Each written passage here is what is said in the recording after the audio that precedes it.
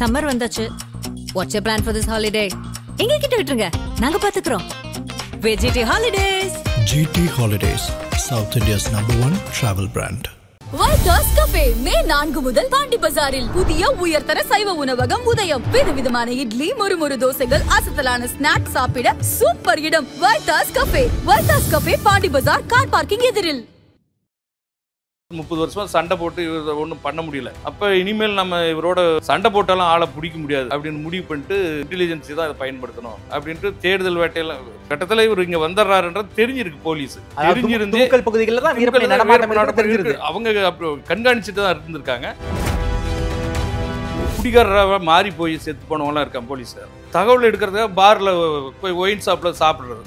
Okay, அங்கே குடிச்சிட்டு அங்கே என்ன போதையில் யாருனா ஏதாவது செய்தி விருப்பம் இது இதுன்ட்டு ஏதாவது பேசுவான், அந்த செய்தி எடுத்து அதன் வழியாக பண்ணலான்றதுக்கு அந்த மாதிரி சில ஆட்கள் அனுப்பியிருக்காங்க.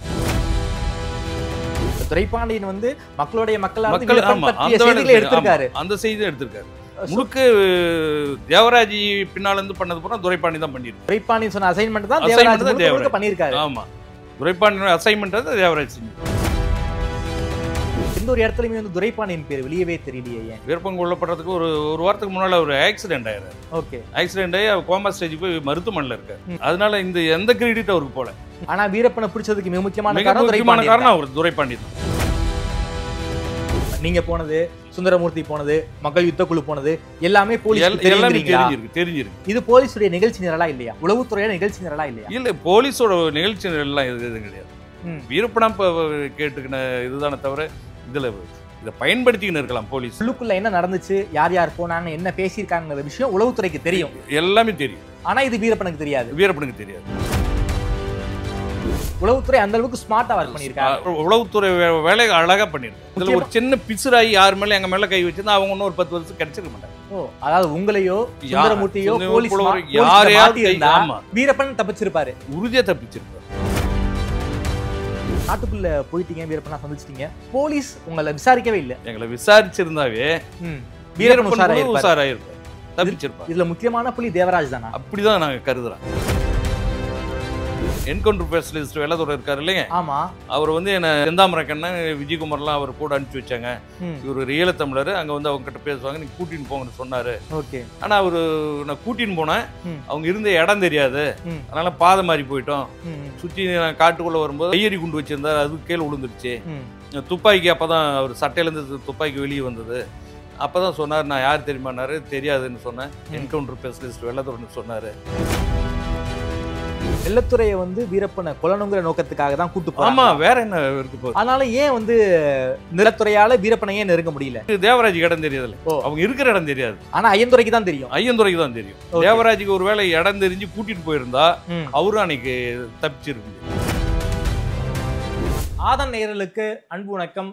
இன்று நம்மோடு வீரப்பனை காட்டில் சந்தித்த அரசியல் செயற்பாட்டாளர் திருமிகு அரூர் வேடியப்பன் அவர்கள் இருந்துள்ளார்.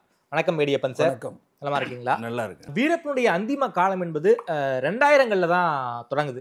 குறிப்பாக எஸ்டிஎஃப் எல்லாம் ரொம்ப தீவிரமாக களத்துக்கு வந்த பிறகுதான் அவருடைய அந்திம காலம் என்பது எழுதப்படுகிறது. நாமளே பேசியிருக்கோம், தேவராஜ் மிக முக்கியமான ரோல் பிளே பண்ணியிருக்காருன்னு கடந்த நேர்காணலில் நீங்களே சொன்னீங்க. வீரப்பனுடைய வீழ்ச்சி என்பது எங்க ஆரம்பிக்குது, எப்படி ஆரம்பிக்குது, போலீஸ் என்ன ரோல் பிளே பண்ணாங்க, இதை கொஞ்சம் விவரமா சொல்ல முடியுமா? 2002 நாகப்பாவை கடத்துறாரு. கர்நாடக முன்னாள் அமைச்சர் நாகப்பாவை கடத்தி வைக்கிறாங்க. அதில் ஒரு கட்டத்தில் இவங்க ஒரு இதில் உட்காந்து டீ சாப்பிட்டு இருக்காங்க. அப்போ போலீஸ் சுற்றி வளைச்சிட்றாங்க. இவர் இந்த அவங்க சீருடையில் பச்சை சீருடையெல்லாம் போட்டு மங்கிக்குள்ளே போட்டு உட்காந்து போலீஸு இவங்க கூப்பிட்றாங்க. அவர் போலீஸ் காப்பாற்றி கூப்பிட்டு போயிடுவாங்கன்றதுனால அப்படி உட்காந்துருக்காரு. இவர் வீரப்பன் வந்து இவர் கூப்பிட்றாரு, பெரியவரை வந்துருங்க, போலீஸ் சுற்றி வலிச்சிட்டாங்க, வாங்க வாங்கன்றாரு.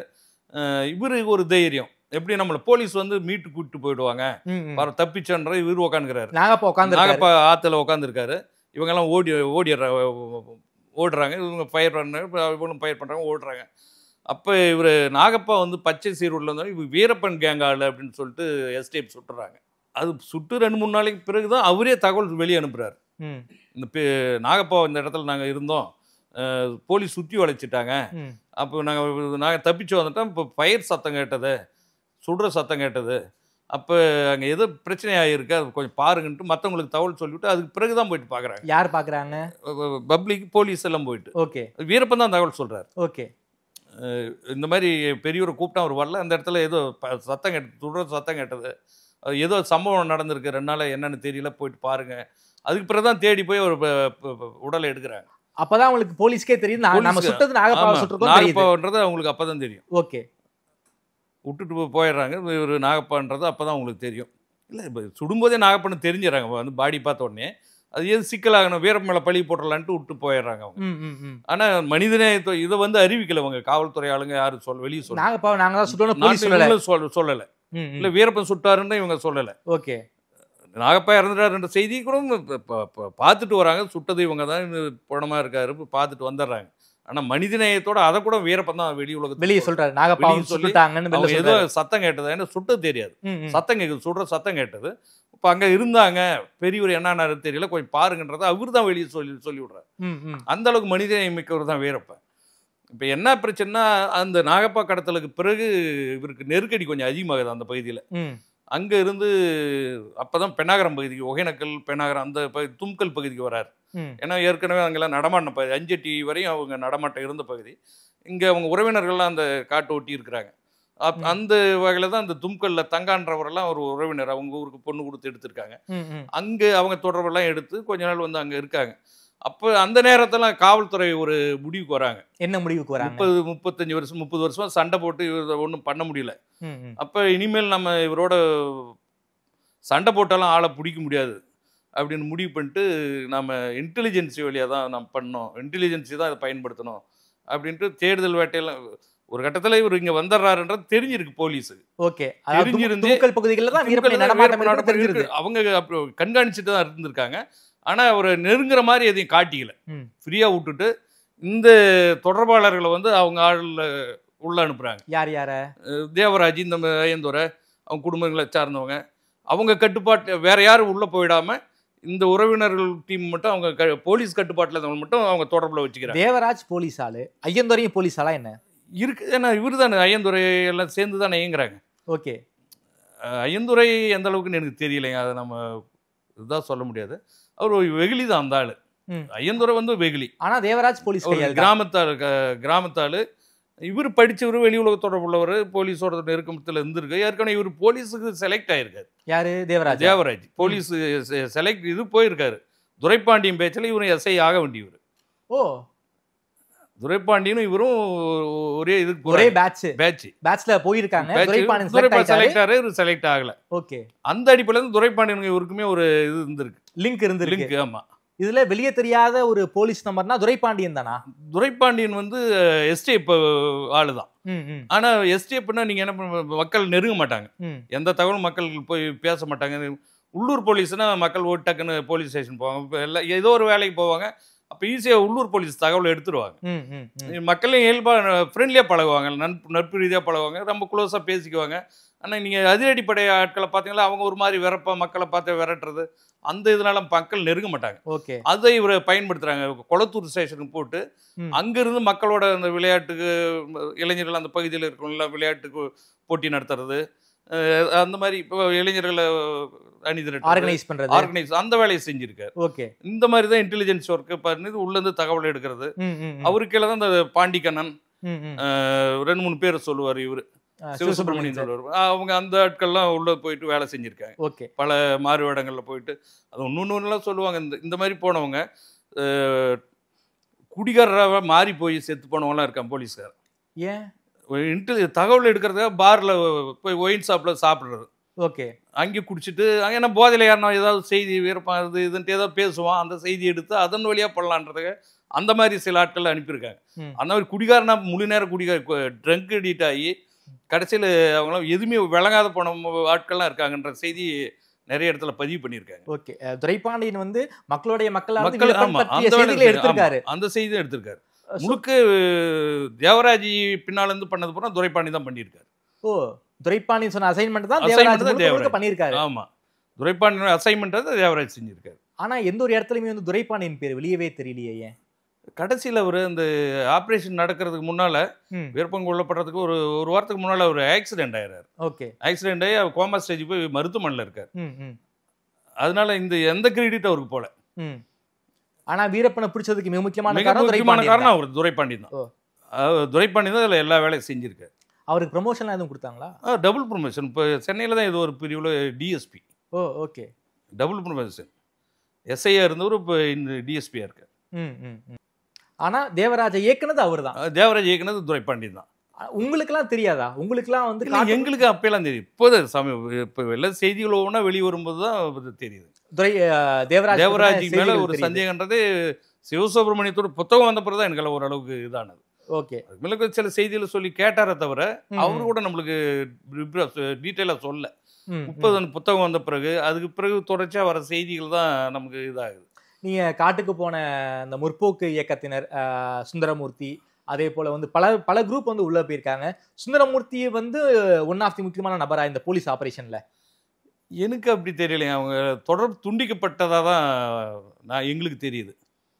ஏன்னா இவங்க சில நிபந்தனைகள்லாம் வைக்கிறாங்க. என்ன நிபந்தனை வைக்கிறாங்க? எந்த வெளி தொடர்பு யாரோடையும் இருக்கக்கூடாது. வீரப்பன் கேங்க்கு வந்து நீங்கள் இதுக்கு முன்னே எப்படி இருந்தீங்களோ தெரியாது. இவங்க யாரோட தொடர்பையும் நீங்கள் வச்சுக்கூடாது. நாங்கள் எங்கள் வழியாக தான் எல்லா தொடர்பும் எடுக்கணும். எதாக இருந்தாலும் நீங்கள் உணவுப் பொருள் கூட எங்கள் வழியாக தான் வாங்கணுன்ற மாதிரிலாம் சில நிபந்தனைகள் வைக்கிறாங்க. அவர் கொஞ்சம் சுதந்திரமாக இருந்தவர். 30 வருஷம் காட்டில் 36 வருஷம் காட்டுக்குள்ளார சுதந்திரமாக அவர் ஒரு ராஜாவை வாழ்ந்தவர். இப்போ ஒரு புது கட்டுப்பாடு வந்தோடனே அதை கொஞ்சம் தவிர்க்கிறாரு. அப்புறம் இவங்க தொடர்பு துண்டிக்கிறாங்க. நாங்கள் போனதுக்கு பிறகு கூட இவங்க 2-3 முறை பார்த்துருக்காங்க. ஆனால் இந்த நிபந்தனைகள்லாம் வச்ச உடனே அவங்களுக்கு சரிப்பட்டு வரலன்ட்டு ஒதுங்கிடுறாரு. நீங்கள் எதுக்கு காட்டுக்குள்ளே போய் வீரப்பனை பார்த்தீங்க? எதுக்கு உங்களை கூப்பிட்டாரு? இது அந்த மக்கள் இதுக்குழு தொடர்பு எடுக்கிறதுக்கு தான். அதுக்காக தான் என்ன அவர் கூப்பிட்டாரு. என்ன வந்து புலவர் கலி பெருமாள் வந்து இந்த எங்கள் தோழர் ஒரு நம்பிக்கையுரியவரை ஒரு அனுப்பிச்சு வைக்கிறேன்ட்டு அவர் வழியாக தான் இந்த சந்திப்புகள் நடந்தது. ஆனால் உங்கள் சந்திப்புக்கு பிறகு தான் மக்கள் யுத்த குழுவோடைய சந்திப்பே வீரப்பனுக்கு நடக்கல. அந்த தொடர்பை நாங்கள் தானே எடுத்து கொடுக்குறோம். ஆனா பிற்காலத்துல வந்து மக்கள் யுத்த குழுவோட தொடர்பையும் வீரப்பன் துண்டிச்சிடறாரு. அவங்க தொடர்பை துண்டிச்சிடறாரு.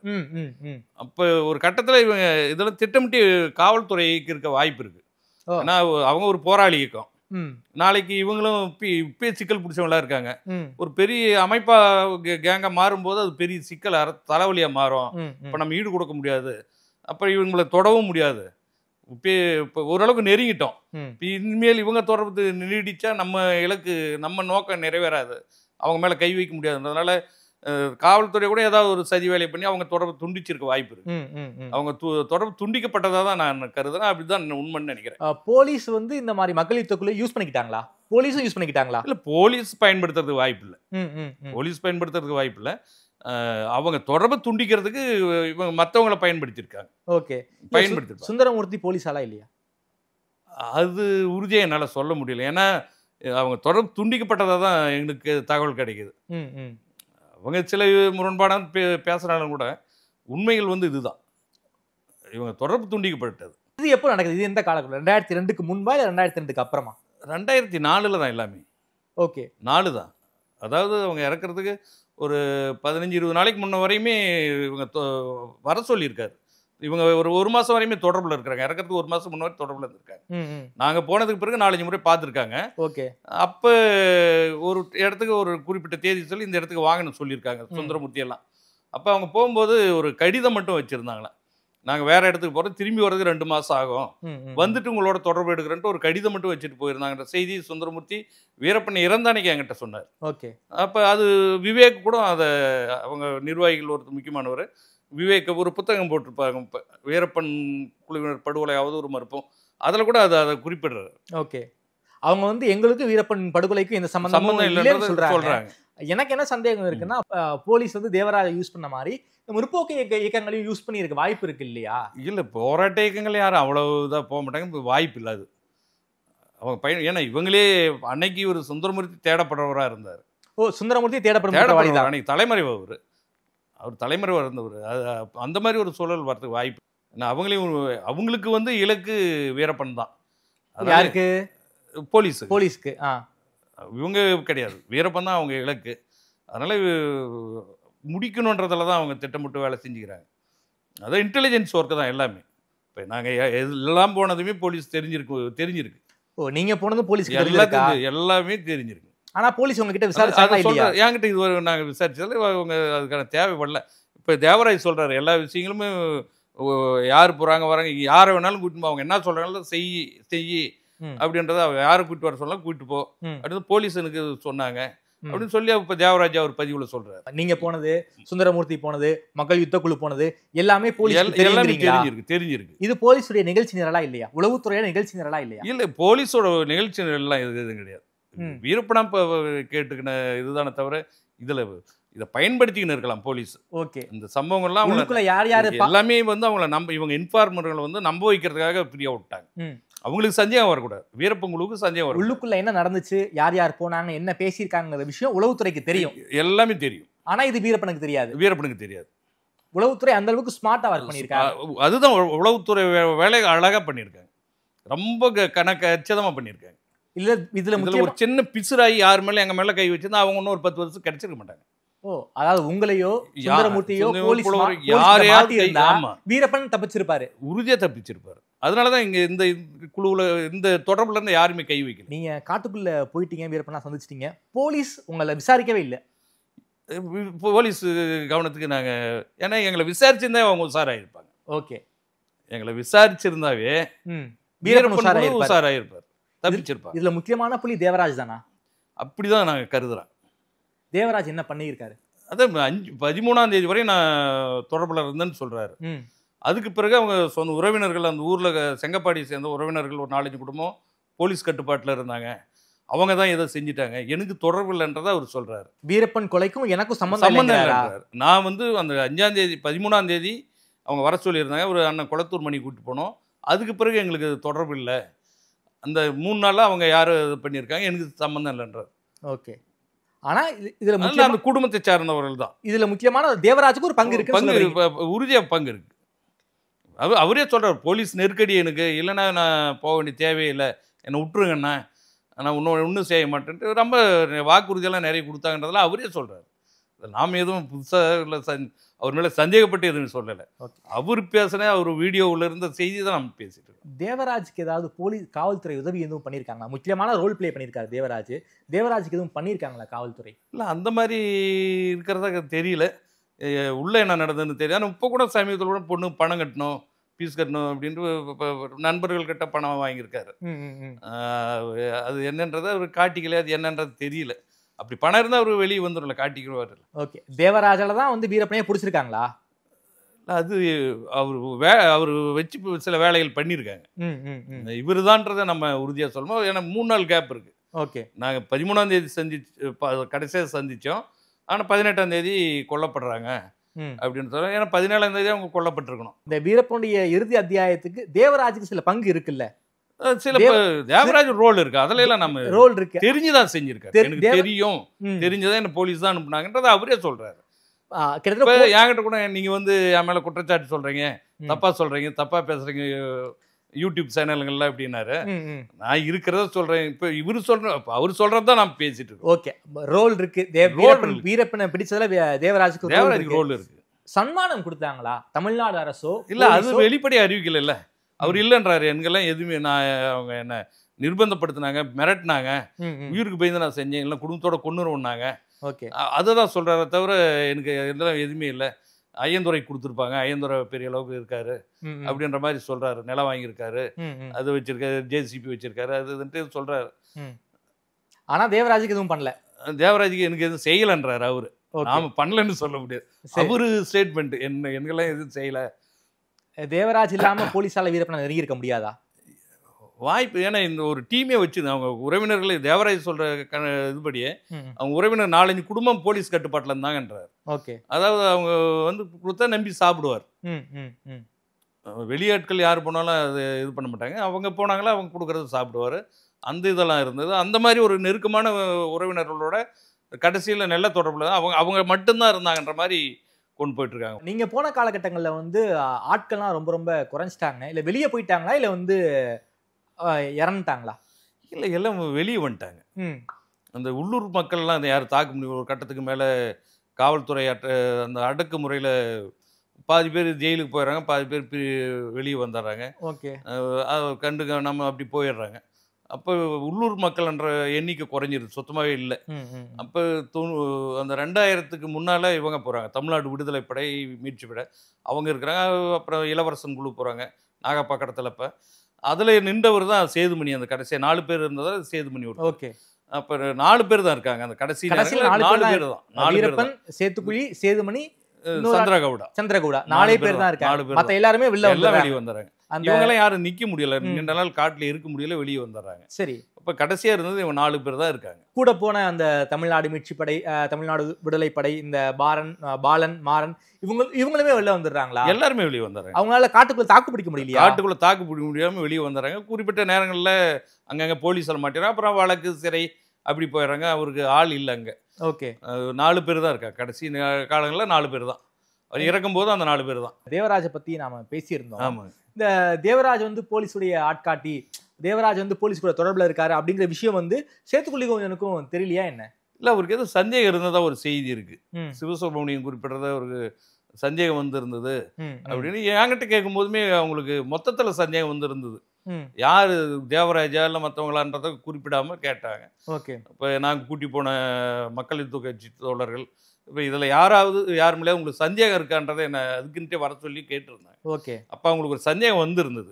அது யார் என்னன்றதெல்லாம் அவங்களுக்கு தெரிஞ்சிருந்ததா என்னன்னு தெரியல. ஆனால் எங்ககிட்ட கேட்கும்போது குறிப்பிட்டு யாரும் கேட்கல. இப்போ வரப்போகிற இந்த நாட்களில் யார் மேலே உங்களுக்கு சந்தேகம் இருக்கா அப்படின்றத கேட்டார். கோவிந்தனும் கேட்டார், வீரப்பனும் கேட்டார். உங்ககிட்டே கேட்டாங்க. என்ன அதுக்கே வர சொல்லி கேட்டாங்க. உங்க மேல யாராவது சந்தேகம் இருக்கா? நீங்க என்ன சொன்னீங்க? எனக்கு இதுல வந்துட்டு போயிருக்கிற மேல யார் மேல சந்தேகம் இல்லைன்றதான் நான் எனக்கு அப்ப அப்படிதான் இருந்தது. ஓகே. வந்துட்டு போனவங்கன்னா சுந்தரமூர்த்தி அந்த மாதிரி ஆட்களை சொல்றீங்களா? தேவராஜி எங்களை எல்லாத்தையும் சேர்த்தி தான். ஓகே. ஐயந்துரை நாங்க போயிட்டு வந்துட்டு இருந்தா எங்க தொடர்புல இருந்த யார் மேலே சந்தேகம் இருக்கான்றதான் அவர் கேட்டார். ஓகே. ஆனா நீங்க சந்தேகம் இல்லைன்னு தான் சொன்னேன். உங்களுக்கு எப்படி தேவராஜ் மேல சந்தேகம் வந்துச்சு? எனக்கு சந்தேகம்ன்றது சந்தேகம் அந்த காலகட்டங்களில் வரல. ஓகே. ஆனா நீங்க தான் தேவராஜ் ஆட்காட்டின்னு சொன்னீங்க, பிற்காலங்கள்ல சொல்றீங்க. நீங்க காட்டுக்குள்ள இருந்த சமயத்துல தேவராஜ் ஆட்காட்டி தெரியாது. அது எப்படி உங்களுக்கு தேவராஜ் ஆட்காட்டின்னு உங்களுக்கு நீங்க எப்படி உணர்ந்தீங்க? நான் ஆள்காட்டின்னு நாங்க உணர்வு சிவசுப்ரமணியம் இருக்காருல்ல. ஆமா. சிவசு வந்து அந்த வீரப்பன் வாழ்ந்ததும் வீழ்ந்ததும் புத்தகம் எழுதும் போது தான் 2018 என்னை சந்திக்கிறார். சரி. ஒரு பத்திரிகை நண்பர் வழியா சந்திக்கிறாரு. அப்போ வந்து என்கிட்ட அவர் எதுவுமே கேட்கல. அவர் படத்தை, தேவராஜோட படத்தை காட்டினார். வீரப்பனுடைய இறுதி நாட்களில் இவர் தான் நிறைய வேலை செஞ்சுருக்காரு, இவர் தெரியுமா உங்களுக்கு அப்படின்னார். தெரியும் அப்படின்னு. நான் எதுவும் அதெல்லாம் தெரியல, நல்லா தெரியும். அப்புறம் பேரை சொன்னேன், இவர் தேவராஜ் இந்த ஊருக்காரர் அப்படின்றதால சொன்னேன். அப்போ சொன்னார், தோழர் நீங்கள் சொல்கிறத பொறுத்து தான் இருக்குது, வீரப்பனுடைய இறுதி நாட்களில் இவர் பெரிய அளவுக்கு வேலை செஞ்சுக்கிறாரு, இவருடைய தொடர்பில் தான் நிறைய வேலைகள் நடந்திருக்கு அப்படின்ட்டு அப்போ தான் சொல்லும் போது எனக்கு ஒரு சின்ன என்ன சொன்னார் உங்ககிட்ட? இவரு தான் கடைசியில் அவருக்கு எதிரான வேலைகள்லாம் பண்ணியிருக்காருன்றத சொல்லி கேட்டார். ஓகே. அப்போ எங்களுக்கு தெரியல, ஏன்னா இவரை தெரியும், இவர் தான் எங்களை எல்லாம் கூப்பிட்டு போனார் வந்தாருன்ற செய்திகள் அப்போ அவர்கிட்ட சொன்னேன். ஓகே. ஆனாலும் இப்போ சந்தேகம் இருக்கா? தேவராஜ் தான் ஆட்காட்டிங்கிற சந்தேகம் இப்போ உங்களுக்கு? அவரு நிறைய செய்திகளை சொல்றாரு. என்ன சொல்றாரு? நாங்க வந்து வீரப்பன் இறந்த உடனே அந்த நேரங்களில் அவர்கிட்ட கேட்டிருக்கோம், நம்ம போயிட்டு வந்த பிறகு நீங்கள் போனீங்களா, சந்திச்சிங்களா அப்படி. நாங்கள் ஆகஸ்ட் 4 2004 வருஷம் ஆகஸ்ட் 4 இறுதியாக நாங்களாம் சந்திக்கிறோம். அதுக்கு பிறகு அவர்கிட்ட கேட்கும்போது இல்லை நாங்கள் சந்திக்கலை, அதுக்கு பிறகு நாம் போனது தானே, அதுக்கு பிறகு காட்ராஜ் அவனை பார்க்கல, சந்திக்கல, அவங்களும் கூப்பிடல, தொடர்பு இல்லைனா அப்படின்னாரு. ஆனால் இப்போ சமீபத்தில் நிறைய நேர்காணலில் அவரே சொல்கிறார். அக்டோபர் 13 நாம் போயிட்டு சந்தித்தோம், அண்ணன் குளத்தூர் மணியெல்லாம் வந்தார், ரொம்ப நேரம் பேசிகிட்டு இருந்தோம் அப்படி அந்த செய்தியெல்லாம் சொல்கிறாரு. அதே மாதிரி ஆகஸ்ட் 4 நாங்கள் பார்க்கும்போது நல்ல தெளிவாக இருந்தார், ஆரோக்கியமாக இருந்தார், கண் பார்வையெல்லாம் தெளிவாக இருக்குது. அந்த நேரத்தில் இவர் 2 மாதம் கழிச்சு பார்க்குறார். அக்டோபர் அதுக்கு தொடர்பில் அவரே சொல்கிறார், தொடர்பில் இருந்திருக்கார், தொடர்பில் போயின்னு வந்து இருந்திருக்காரு. அக்டோபர் 13 குளத்தூர் மணியோட போகும்போது இந்த மாதிரி நான் தடுமாடினார், கீழே விழுற மாதிரி போனார், பார்வையே அவருக்கு சுத்தமாகி போயிடுச்சு, குச்சி வச்சுட்டு தான் நடந்தார், கீழே தடுமாடி உள்ள போனார், நான் போய் பிடிச்சேன் அப்படின்ற மாதிரிலாம் தேவராஜ் இப்போ நேர்காணல் அவராக சொல்கிறார், நாம சொல்ல. ஓகே. வலைவலியில் வந்திருக்கிற பதிவுகள்ல இருந்து சொல்றேன். சரி. காளி வந்து கனவுல சொல்லிச்சு, ஏதோ எனக்கு நடக்கிற மாதிரி இருக்கு அப்படிலாம் வீரப்பன் சொன்னார், அழுந்தாரு, கட்டி பிடிச்சி அழுதாருன்னா எதோ சொல்றார். அவ்வளவு இதை வீரப்பனார் எந்த சூழல இருந்ததில்லை. இதெல்லாம் கொஞ்சம் ஐயங்களை உருவாக்குது. ஓகே. ஆனாலும் இப்போ உங்களுக்கு சந்தேகம் இன்னொன்னு என்ன சொல்றாரு, வெள்ளத்துறையை நான் கூப்பிட்டு போனேன். வெள்ளத்துறையா? வெள்ளத்துறை என்கவுண்டர் ஸ்பெஷலிஸ்ட் வெள்ளத்துறை இருக்காரு இல்லைங்க. ஆமா. அவர் வந்து என்ன செந்தாமரை கண்ணன் விஜயகுமார்லாம் அவர் கூட அனுப்பிச்சி வச்சாங்க. ம். இவர் ஒரு ஈழத்தமிழர், அங்கே வந்து அவங்ககிட்ட பேசுவாங்க, நீங்கள் கூட்டின்னு போங்கன்னு சொன்னார். ஓகே. ஆனால் அவர் நான் கூட்டின்னு போனேன், ம். அவங்க இருந்த இடம் தெரியாது, ம். அதனால் பாதை மாறி போயிட்டோம். ம். ம். சுற்றி நான் காட்டுக்குள்ளே வரும்போது ஒரு கையெறி குண்டு வச்சுருந்தார், அது கீழே விழுந்துருச்சு. ம். துப்பாக்கி அப்போ தான் அவர் சட்டையிலேருந்து துப்பாக்கி வெளியே வந்தது. அப்போ தான் சொன்னார், நான் யார் தெரியுமானாரு. தெரியாதுன்னு சொன்னேன். நான் தான் வெள்ளதுரன்னு சொன்னார், என்கவுண்டர் ஸ்பெஷலிஸ்ட் வெள்ளதுரன்னு சொன்னார் அப்படின்றதெல்லாம் இப்போ வீடியோவில் அவர் சொல்கிறார். ஓகே. வெள்ளதுரையே காட்டுக்குள்ள கூட்டு போயிருக்காரா? வீரப்பங்கிட்ட கூட்டு போகிறத காட்டுக்குள்ளே கூட்டு ஆனா போனாங்க. வழி தவறி போயிட்டாங்க. இல்லை, அவருக்கு இன்னொரு உண்மை அதில் என்னன்னா, அவருக்கு ஐயந்துறைக்கு தான் அவங்க வீரப்பன் குழு இருக்கிற இடம் தெரியும். ஓகே. இவர் தேவராஜுக்கு தெரியாது. தேவராஜுக்கு தெரியாது. அவரு வழியாக தான் இவரை வந்து கூட்டு போவாங்களே, இவரு நேரடி இருக்கிற இடம் தெரியாது. ம். அதில் ஒரு உண்மை இருக்கு. ஓகே. இவரு வழி மாறி போனன்றாரு. இவர் இருக்கிற இடம் நாங்கள் போனவங்க வரையும் இவருக்கு தெரியாது. ஓகே. அந்த ஐயந்தூரை தான் அவரோட நேரடி தொடர்பில் தான். அவர் தான் காட்டில் எங்கே இருக்காங்கன்றது அவருக்கு தான் தெரியும். அவர் வந்து கூப்பிட்டு போவார். ஓகே. இவர் இந்த சம்பவங்கள்லாம் சொல்கிறாரு. அப்போ இவர் துப்பாக்கியெல்லாம் வச்சிருந்து இவர் எப்படி இருந்தாலும் அதாவது சட்டையில் கழுத்தில் மாட்டியிருந்தார் துப்பாக்கி, நவீன துப்பாக்கி அப்படின்றாரு. கையெறி குண்டு வச்சு எப்படி இருந்தாலும் இந்த தோற்றம், இந்த துப்பாக்கி இருக்கிறதெல்லாம் அவங்க கண்டுபிடிச்சிருவாங்க, பார்த்த உடனே தெரியும் அவங்களுக்கு. அதெல்லாம் கோவிந்தாலும் முகத்தை பார்த்தாவே கணிச்சிருவார். இவர் கூட்டின்னு போயிருந்தா இவரையும் சேர்த்து சுட்டிருப்பாங்க.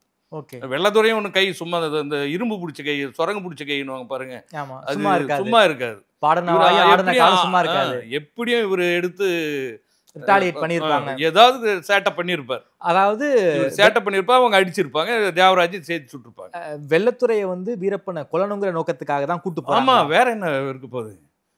ஆம்ஸோட போறாருல்ல. ஆனாலும் ஏன் வந்து நெருங்க முடியல? வெள்ளத்துறையால வீரப்பனை ஏன் நெருங்க முடியல? இவருக்கு தேவராஜ் இடம் தெரியாதுல்ல. ஓ. அவங்க இருக்கிற இடம் தெரியாது. ஆனா ஐயந்துறைக்கு தான் தெரியும். ஐயந்துறைக்கு தான் தெரியும். தேவராஜுக்கு ஒரு வேளை இடம் தெரிஞ்சு கூட்டிட்டு போயிருந்தா அவரும் அன்னைக்கு தப்பிச்சிருக்க முடியாது. அன்னைக்கு ஐயந்துறை வரலையா? ஐயந்துறை இல்லாம தேவராஜ் மட்டும் கூட்டிட்டு போறாரு. ஓகே. ஐயந்துறை வந்தா சந்தேகம் வந்துடும், இல்லை இப்போ போய் சொல்லிடுறது வாய்ப்பு இருக்குன்ட்டு ஐயந்துறை கழட்டி விட்டு தேவராஜ் மட்டும் அனுப்புனாங்கன்றது அவரே சொல்றாரு. ஓகே. இல்ல ஐயந்துறையும் போலீஸ் உளவாளியா இல்ல வீரப்பனாலா? அவர் வீரப்பானு தான். எங்களை பொறுத்தவரையும் எனக்கு அவர் மேலே சந்தேகன்றது குறைவாக தான். அவ்வளவு சந்தேகம் இல்லை. நான் அவங்ககிட்ட ரொம்ப நெருக்கம், மாமா மச்சான்ட்டு ரொம்ப சின்ன குழந்தைங்கள்லேருந்து எல்லாம் ஒன்றா வளர்ந்தவங்க, ஒரு ஊருக்காரங்க, நெருக்கமான சொந்தக்காரங்க. ஓகே. அவர் மேலே ரொம்ப அஃபெக்ஷனாக இருப்பார், அவரை முழுசாக நம்புவாங்க. ஆனால் கடைசி காலங்களில் அந்த நேரங்களில் என்ன நடந்ததுன்றது இப்போ நம்மளால் யூகிக்க முடியல. இவர் சொல்கிறாரு, அவங்க சொந்தக்காரங்க ஒரு பெரிய குழுவே, டீமே 4-5 குடும்பங்கள் வந்து போலீஸ் கட்டுப்பாட்டில் இருந்தாங்க அப்படின்னு இப்போ தேவராஜ் சொல்றாரு. ஓகே. அவங்க தான் செஞ்சாங்க. சந்தேகம் இருக்கா தேவராஜ் மேல? தேவராஜ் தான் வந்து போலீஸ்க்கு உதவிகள்லாம் பண்ணியிருக்காங்க, சந்தேகம் இப்போ உங்களுக்கு வலுத்திருக்கா இல்லையா? இல்லை சார், தேவராஜ் பயன்படுத்தியிருக்காங்க, போலீஸ் முழுக்க பயன்படுத்தியிருக்காங்க, இவரும் பயன்பட்டுருக்காரு. ஓகே. ஆனால் கடைசி அந்த 13ஆம் தேதி சந்திச்சே தான் சொல்றாரு, 2 விடிகாலம் 2:47 வரையும் நாங்கள் பார்த்தோம் அப்படின்றதெல்லாம் சொல்றாரு. ஆனால் அதுக்கு பின்னால் என்ன நடந்துச்சு இல்லை அப்படின்றதும் சொல்றாரு. அது என்ன நடந்தது, ஆனால் உறவினர்கள் வழியாக தான் அந்த கடைசி சம்பவங்களை இதை பண்ணியிருக்காங்க. வீரப்பனை காட்டை விட்டு வெளியே கூட்டிட்டு வரும்போது தேவராஜ் மூலமா தான் காட்டை விட்டு வெளில கூட்டு வராங்களா? அது தெரியல நமக்கு, அது என்னன்றது. அவங்க உறவினர்கள் தேவராஜா கூட இருக்கலாம். ஐயந்துறை குடும்பத்தை சார்ந்தவங்க ஒரு குறிப்பிட்ட குடும்பங்களை தேவராஜ் தான் சொல்றாரு இப்போ. ஓகே. அது எந்த அளவுக்கு நமக்கு உறுதியாக சொல்ல முடியல. ஆனால் அந்த உறவினர் வட்டத்துக்குள்ளே தான் இதை இப்போ நடந்திருக்கு. ஓகே. அவர் மேசி எடுத்துட்டெல்லாம் காட்டு விட்டெல்லாம் அவர் வந்திருக்க வாய்ப்பே இல்லை. ஏன்னா அவர் கடைசியாக கூட அந்த கண் அறுவை சிகிச்சை மாவோயிஸ்டுகள் அந்த மக்கள் எதிர்ப்பு குழு தோழர்கள் கூட பேசியிருக்காங்க. அப்போ காட்டுக்குள்ளே வச்சு தான் அறுவை சிகிச்சை பண்ணணுன்ட்டு கேட்டிருக்காரு. ஆப்ரேஷனாக காட்டுக்குள்ளேயே டாக்டர் கூட்டுவாங்க, இங்கே வச்சு பண்ணிடலான்னு கேட்டிருக்காரு. ஆனால் இவங்க மறுத்துருக்காங்க, இது காட்டுக்குள்ளே வச்சு செய்ய முடியாது, தேட்டரில் வச்சு தான் பண்ண முடியும், தூசெல்லாம் படாமல் இருக்கணும், வெயில் படாமல் இருக்கணும், இது பாதுகாப்பாக இருக்கணும், கண்ணறுவை சிகிச்சை பண்ணா அப்படின்றதெல்லாம் இவங்க வலியுறுத்துவாங்க. நாங்கள் பெரிய நகரத்தில் கூப்பிட்டு போய் பண்ணுறோம், இல்லையா வேறு மாநிலத்தில் கூட கூப்பிட்டு போய் நாங்கள் அறுவை சிகிச்சை பண்ணி கூப்பிட்டு வந்துடுறோம் அப்படின்னு அவரை அதை ஒத்துக்கலைன்றதை சொல்கிறாங்க. அது பதிவாயிருக்கு, அவங்க புத்தகமெல்லாம் போட்டிருக்காங்க, அதுலேயே அதில் பதிவு பண்ணியிருக்காங்க. அந்த தும்கல் குடிசை சம்பவம் இருக்குல்ல, அங்கதான் வீரப்பனுடைய வந்து கதையுடைய கிளைமேக்ஸ் எழுதப்படுது. அந்த பகுதி வீடான்றது தெரியும். அந்த தும்கல் பகுதியில தான் வீரப்பனுக்கான கிளைமேக்ஸ் என்பது எழுதப்படுது. அங்கதான். சோ அந்த சம்பவத்துக்கு தேவராஜ் எந்த அளவுக்கு உதவி பண்ணியிருக்காரு? இல்லை அதாவது 13ஆம் தேதியோட நாங்கள் எங்கள் சந்திப்பு முடிஞ்சது, அதுக்கு பின்னால் போகலன்றாரு. முதல்ல எங்களோட ஆகஸ்ட் 4ஆம் தேதியோட முடிஞ்சதுன்றாரு. இப்போ 13ஆம் தேதி வரையும் நாங்கள் சந்திச்சோன்றதை அவர் சொல்றாரு. தொடர்பில் இருந்தோம், கடைசியாக நான் பார்த்தோம், 13ஆம் தேதி பார்த்தோன்றார். இந்த 3-4 நாளில் என்ன நடந்துச்சுன்னு தெரியல அப்படின்ற மாதிரி சொல்ற தேவராஜோட ஸ்டேட்மெண்ட் அதுதான் வருது. ஓகே. ஆனால் அது என்னன்றது நமக்கு கொஞ்சம் குழப்பமான இடமா தான் இருக்குது. இந்த கிளைமேக்ஸ்ல என்ன நடந்துச்சு, அதாவது வீரப்பனுடைய முடிவு எப்படி நடந்துச்சு என்பது இப்போ வரைக்கும் ஒரு குழப்பமா தான் இருக்கா? அது குழப்பமாவே தான் இருக்கு. ஏன்னா சிவசுப்பிரமணியன் சார் என்ன சொல்றாருன்னா, இந்த கையெறி கையெறி குண்டு வெடிச்சு ஸ்டென் கிரானைட்டை வச்சு வெடிக்க செஞ்சு அதில் மயக்கமடைய வச்சு எடுத்து, ஆனால் ஒன்று ஏதோ ஒரு வகையில் மயக்கடை வச்சு தான் அவங்கள எடுத்துருக்கணும். உயிரோடல அவங்கள போய் பக்கம் நெருங்கி வீரப்பனை உயிரோட நெருங்கி இருக்க முடியாது. உயிரோட இவங்க யாருமே போய் நெருங்கி இருக்க முடியவே முடியாது. அப்படி நடந்ததா பெரிய மோதலே நடந்திருக்கும். அதுக்கு வாய்ப்பே இல்லை. ஏதோ ஒரு வகையில் அவங்கள மயக்கடை கையெறி குண்டா இருக்கலாம், இல்லை ஏதாவது மயக்கம் கொடுத்துருக்கலாம். ஏதோ அவங்கள மயக்க நிலையில தான் அவங்களுக்கு தொற்றுக்க முடியுமே தவிர அவங்க சுயநினைவோடு எதுவுமே நெருங்கி இருக்க முடியாது. அது வந்து தேவராஜ் சொல்கிற மாதிரி அந்த குடும்பத்தை சார்ந்தவங்க நெருக்கமான இருந்த அவங்க உறவினர்கள் அந்த குடும்பத்தை சார்ந்தவங்க தான் அதுக்கு முடிவுரை எழுதியிருக்காங்க. அது நிர்பந்தத்தால் பண்ணாங்களா, இல்லை ஏதாவது பணத்தாசையாக பண்ணாங்களா? பணத்தாசையாக அவங்க உறவினர்கள் கூட யாரும் செஞ்சிருக்க வாய்ப்பு இல்லை. காவல்துறையுடைய நெருக்கடி ஒரு இறுக்கத்தில் மாட்டியிருப்பாங்க. இவரே சொல்கிறாரு, என்ன போலீஸ் வந்து கொன்னூறுன்னு மிரட்டினாங்க, தேவராஜ் குடும்பத்தோட கொன்னூறுன்னு சொன்னாங்க. அதே மாதிரி பல குடும்பங்களை அவங்க கட்டுப்பாட்டில் வச்சுருந்தாங்க. கடைசி காலங்களில் ஒரு வருஷத்துக்கு மேலேயே அந்த 4-5 குடும்பங்களை வந்து போலீஸ் கட்டுப்பாட்டில் வச்சுருந்தாங்க. அவங்க வழியாக தான் எல்லா மூமெண்ட்டும் நடந்துச்சு. ஏன்னா வேற ஆளுங்க புது ஆளுங்க போகாத அளவுக்கு அவங்க கவனிச்சுக்கினாங்க அப்படின்ற செய்தி இவர் தேவராஜ் தான் சொல்றாரு. அதாவது உறவினர்களால தான் வீரப்பனை வீழ்ந்திருக்காரு. அது வேற யாரும் கிடையாது, உறவினர்கள் தான். உறவினர்கள் தான், அதில் சந்தேகமே கிடையாது. வெளியாட்கள் யாருங்க, உறவினர்கள் உடனிருந்தே கொண்டது தான். ஓகே, ரொம்ப நன்றி தோழர். வீரப்பனுடைய இந்த இறுதி கட்டங்கள் குறிப்பாக ஒரு கிரே ஏரியாவே இருந்திருக்கு. அதை பற்றி ரொம்ப விரிவாக பேசியிருக்கீங்க. வீரப்பன் தன்னுடைய குடும்பத்தை நம்பி தான் இவ்வளவு மோசமான நிலைக்கு வந்திருக்காரு. உளவுத்துறையுடைய பிடிக்குள்ள வீரப்பனுடைய குடும்பத்தினர் போய் அவர்களாம் அந்த சம்பவத்தை பண்ணியிருக்காங்க. அவங்க தான் மிக முக்கியமான ரோலாக இருந்திருக்காங்க. தேவராஜுடைய பங்கை பற்றி ரொம்ப விரிவாக பேசியிருக்கீங்க. நேரில் நேரம் குறித்து பேசியமைக்கு நன்றி வெடியப்பன் சார். நன்றி, வணக்கம்.